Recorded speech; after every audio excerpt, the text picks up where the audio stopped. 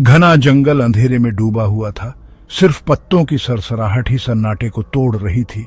दो दोस्त राहुल और प्रिया सुनसान सड़क पर भटक गए थे।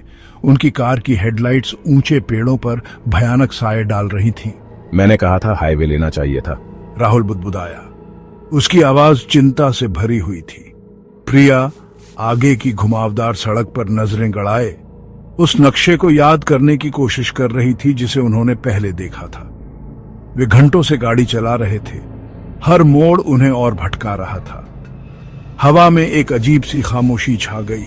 बेचैनी सी होने लगी। जैसे ही वे एक मोड़ पर मुड़े, अंधेरे से एक आकृति उभरी। उसका पीला सा रूप हल्की चांदनी में झिलमिला रहा था।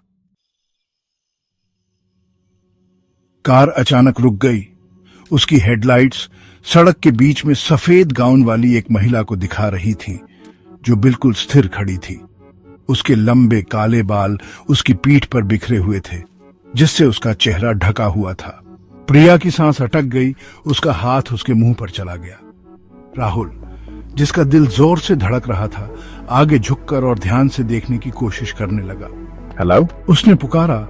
उसकी आवाज थोड़ी कांप रही थी। महिला चुप रही। उसका शरीर हल्की हवा में मानो लहरा रहा था। जैसे ही वे उसे देखते रहे, मंत्रमुग्ध से उसने धीरे धीरे अपना सिर घुमाया। उसका चेहरा सायों से ढका हुआ था। प्रिया की रीढ़ में ठंडक दौड़ गई। उस महिला की मौजूदगी में कुछ बहुत ही अजीब था। राहुल, जिसकी जिज्ञासा उसके डर पर हावी थी, सावधानी से कार से बाहर निकला। Are you all right? उसने पूछा। उसकी आवाज सन्नाटे में गूंज रही थी। जैसे ही उसने एक कदम और आगे बढ़ाया, कार का इंजन अटक गया और बंद हो गया। राहुल घूमकर देखा तो हेडलाइट्स टिमटिमा रही थीं और धीमी पड़ रही थीं। उसे एहसास हुआ कि वे फंस गए हैं और दहशत फैल गई। सफेद कपड़ों वाली महिला उनकी ओर बढ़ने लगी। उसकी चाल अजीब और अप्राकृतिक थी। Get back in the car. Rahul चिल्लाया। उसकी आवाज में घबराहट थी। प्रिया डर के मारे हिल भी नहीं पा रही थी।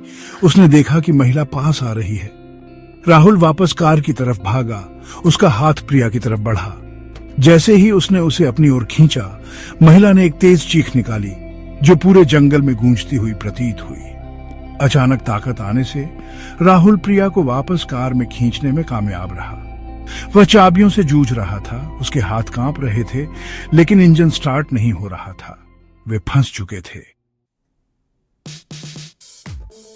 सफेद कपड़ों वाली महिला ने अपना पीला चेहरा कार की खिड़की पर दबा दिया।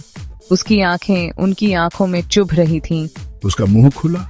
अंधेरे का एक बड़ा सा मुंह दिखा और एक और कर्कश चीख ने रात को चीर दिया।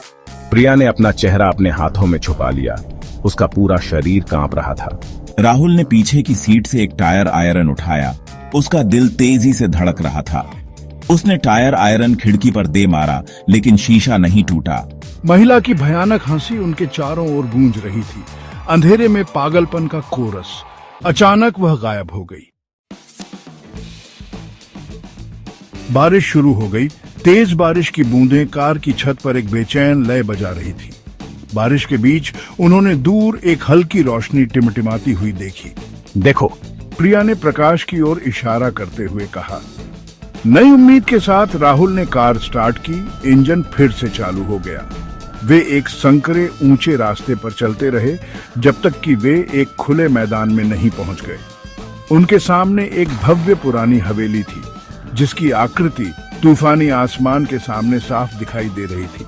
टिमटिमाती रोशनी ऊपरी मंजिल पर एक खिड़की से आ रही थी, उन्हें पास बुला रही थी। भारी ओक का दरवाजा ऐसे खुल गया जैसे उन्हें अंदर बुला रहा हो। अंदर की हवा बांसी थी और सड़न की गंध से भरी हुई थी।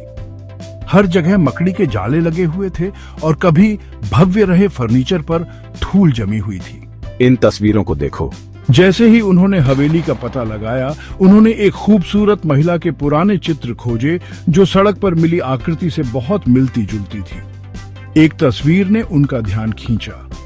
इसमें महिला उसी सफेद गाउन में खड़ी थी। उसके चेहरे पर गहरी उदासी झलक रही थी। चित्र के नीचे उन्हें फीकी स्याही से भरी एक डायरी मिली। डायरी में चित्र में दिख रही महिला की दुखद कहानी बताई गई थी। एक युवा दुल्हन जिसका नाम अन्या था, जिसकी उसकी शादी के दिन बेरहमी से हत्या कर दी गई थी। उसका पति दुख से पागल हो गया था। उसने अपना बाकी जीवन उसके हत्यारे को ढूंढने में बिता दिया, लेकिन खुद भी असामयिक मृत्यु को प्राप्त हो गया। यह अविश्वसनीय है। जैसे ही उन्होंने आखिरी प्रविष्टि पढ़ी, हवेली में कदमों की आवाज गूंज उठी। वे अकेले नहीं थे। घबराकर राहुल और प्रिया ने भागने का रास्ता खोजा। उनके दिल तेजी से धड़क रहे थे। हर दरवाजा बंद है, हम क्या करें? लेकिन उन्होंने जितने भी दरवाजे खोलने की कोशिश की, वे सब बंद थे। हर खिड़की कील से बंद थी। वे फंस गए थे। राहुल और प्रिया अंधेरे में एक साथ दुबके हुए थे। पास आते कदमों की आवाज सुन रहे थे। हवा में डर का एहसास गहराता गया। दमनकारी माहौल ने उनका दम घोंट दिया। क्या तुमने वह सुना? अचानक जिस कमरे में वे छिपे थे, उसके ठीक बाहर कदम रुक गए। दरवाजा खुल गया और दिखा कुछ नहीं। कमरा खाली रहा। सन्नाटा बहरा कर देने वाला था। क्या हमने कल्पना की थी? राहुल और प्रिया ने एक दूसरे को हैरान और भयभीत नजरों से देखा। क्या उन्होंने कदमों की कल्पना की थी, या उनके साथ हवेली में कुछ और था, कुछ अनदेखा, कुछ भयावह?